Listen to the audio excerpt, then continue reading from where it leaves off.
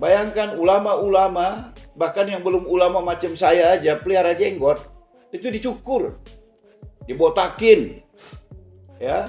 Kemudian semua ajaran-ajaran Islam itulah yang dijadikan persoalan untuk ulama ini ditangkap. Bayangkanlah ajaran tauhid, ajaran fikihnya, ajaran-ajaran yang menyangkut wilayah syariah keislaman, yang itu istilahnya baku dalam Quran, dalam hadis, dalam kitab-kitab buku kuning kalau kita istilahkan itu istilah-istilah yang baku. Mohon maaf saya nggak hafal ini, karena saya bukan ulama. Tapi justru ini yang dijadikan sumber tuduhan bahwa mereka adalah masuk dalam jaringan terorisme.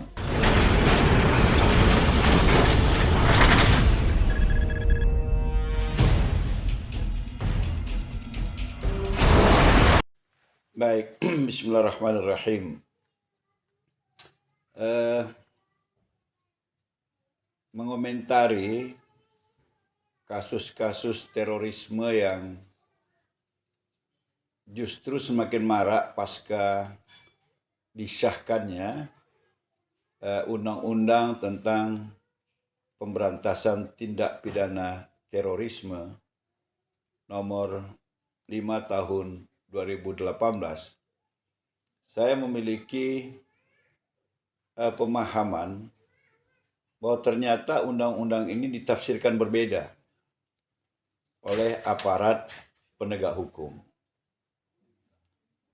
Misalnya, bahwa penangkapan terhadap orang yang diduga itu kan harus diawali dengan 2 alat bukti yang kuat. Dalam praktek, paling tidak saya mendengar informasi ketentuan ini diabaikan. Hanya dengan dugaan-dugaan, maka penangkapan bisa dilakukan.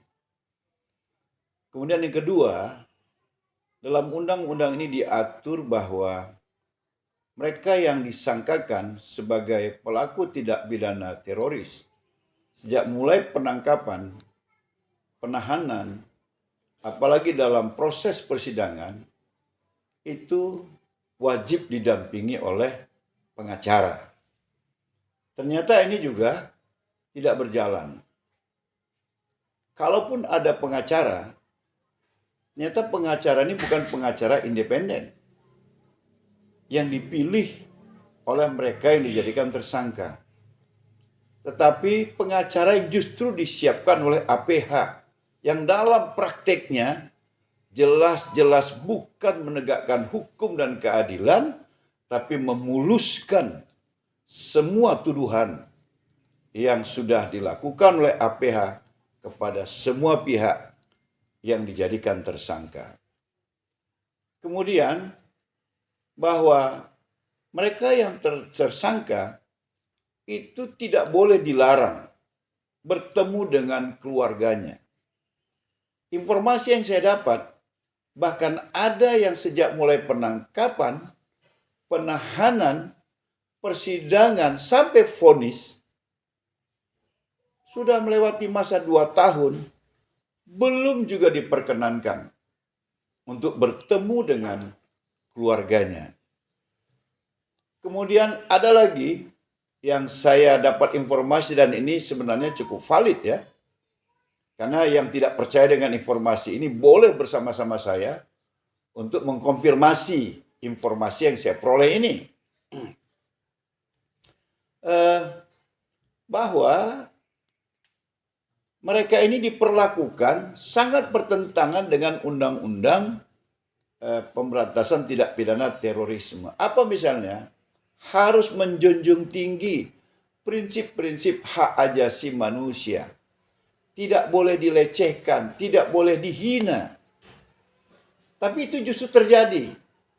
Bayangkan ulama-ulama, bahkan yang belum ulama macam saya aja, pelihara jenggot, itu dicukur, dibotakin. Ya. Kemudian semua ajaran-ajaran Islam itulah yang dijadikan persoalan untuk ulama ini ditangkap. Bayangkanlah ajaran tauhid, ajaran fikihnya, ajaran-ajaran yang menyangkut wilayah syariah keislaman, yang itu istilahnya baku dalam Quran, dalam hadis, dalam kitab-kitab buku kuning kalau kita istilahkan itu istilah-istilah yang baku. Mohon maaf saya nggak hafal ini, karena saya bukan ulama. Tapi justru ini yang dijadikan sumber tuduhan bahwa mereka adalah masuk dalam jaringan terorisme. Saya melihat ini perlu ada perbaikan. Ya, saya minta kepada Pak Kapolri, ya, yang hari ini dengan kematian Brigadir Joshua berjuang menegakkan hukum, ya. Yang kemarin juga saya minta jangan diabaikan 6 nyawa di kilometer 50 untuk penegakan hukum. Dan Pak Kapolri, tolong, hari ini sepertinya para ulama diperlakukan lebih rendah dari para koruptor yang jelas-jelas merugikan negara, dari para mereka yang menyebarkan kejahatan narkotika. Bahkan ini dianggap musuh negara. Saya membaca misalnya ada beberapa ulama, ya, yang justru dia menjadi pengajar di Intelkam, mendapat gaji dari atase kita di luar negeri, kemudian dia mendapat banyak penghargaan, bahkan dia menjadi bagian dari gerakan-gerakan nasionalisme dengan buku-buku yang dikarangnya. Kemudian dengan mudah dituduh terlibat dengan jaringan terorisme. Ini kan perlu ada elaborasi yang cukup baik dari semua pengacara, pakar hukum untuk membuktikan. Tidak kemudian dibatasi, hanya boleh didampingi oleh pengacara yang disiapkan oleh APH. Karena kalau ini terus berlangsung, ini justru akan menimbulkan kondisi negatif pada bangsa ini.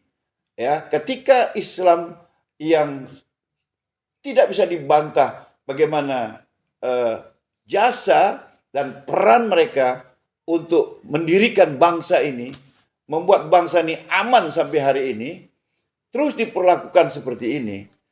Ya mungkin di awal ada semacam fobia, ada ketakutan dan sebagainya.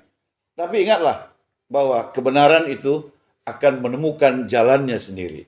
Saya ingin jalan kebenaran itu ditemukan lewat penegakan hukum yang hari ini komandonya ada di tangan Pak Kapolri. Yang Kapolri lain belum pernah melakukan seperti apa yang Bapak lakukan hari ini, tapi saya anggap jangan hanya sebatas kasus Joshua, tapi masih banyak kasus-kasus lain yang membutuhkan sentuhan tangan Bapak. Karena rakyat percaya kepada Bapak, buktikan bahwa memang Bapak layak dipercaya untuk menegakkan hukum sesuai dengan bunyi Undang-Undang Nomor 2 Tahun 2002, melayani, melindungi, mengayomi masyarakat, plus menegakkan hukum. Karena itu, terhadap proses-proses hukum yang sedang berjalan, saya minta kepada APH, baik kepolisian, jaksa, maupun hakim, tegakkanlah hukum dengan setegak-tegaknya, dengan seadil-adilnya. Karena kalian menentukan bagaimana nasib penegakan hukum di Republik ini. Kalau penegakan hukum berdasarkan pesanan-pesanan atas skenario yang kalian buat sendiri, yakinlah satu saat kebenaran akan menemukan jalannya sendiri. Saya meminta kepada kita semua untuk memberikan perhatian yang serius terhadap penegakan hukum. Sebab tidak ada demokrasi tanpa penegakan hukum, tidak ada keadilan tanpa penegakan hukum, tidak ada kesejahteraan tanpa penegakan hukum, dan dikhawatirkan persatuan juga akan terancam kalau penegakan hukum ini diabaikan. Mari sama-sama kita memelihara negara kesatuan Republik Indonesia ini dengan penegakan hukum yang seluruh-seluruhnya, yang seadil-adilnya. Semoga Allah menolong kita. Saya Romo HR Muhammad Syafi'i, anggota Komisi 3 Fraksi Partai Gerindra. Assalamualaikum warahmatullahi wabarakatuh.